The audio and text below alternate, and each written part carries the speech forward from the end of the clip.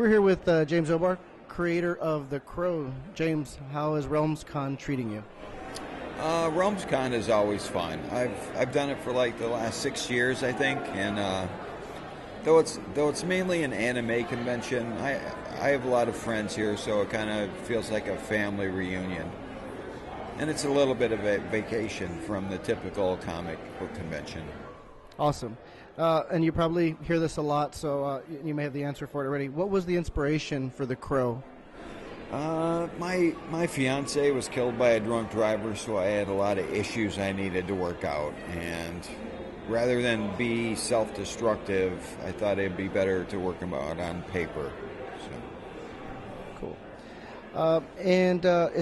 Now, during the making of the film, how much creative control, did you actually have? I had quite a bit. Brandon, the director, and I were such a pain in the ass that they finally just said, "Here's some money, go make your movie, just go away." And so once we got to the set in Wilmington, other than budgetary restrictions, we were kind of free to do what we wanted. Now, the Crow has one of the most iconic soundtracks in film history, in my opinion. What play did you have in the soundtrack and in picking the music and the artists? Well, every band on the soundtrack, with the exception of The Cure, were friends of mine. They were all bands I'd seen and met and hung out with. And when it came time to put the soundtrack together, I contacted all of them and asked them if they would write an original song for the movie. And without exception, everybody came through with something.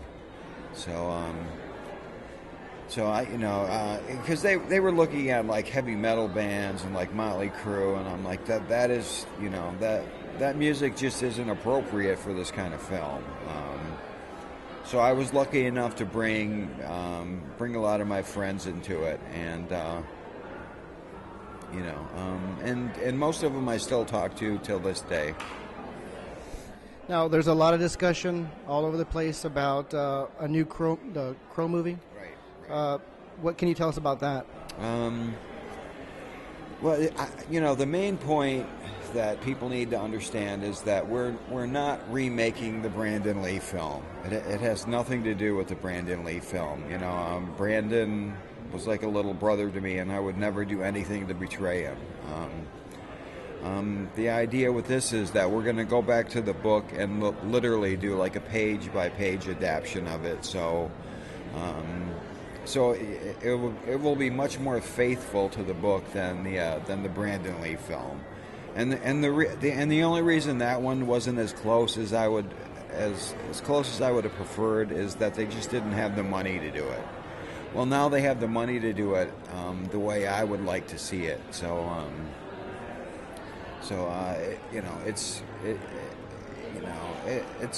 If they allow us to do it how we want, it will be more of an art house film than a kind of shoot 'em up justice death wish type movie.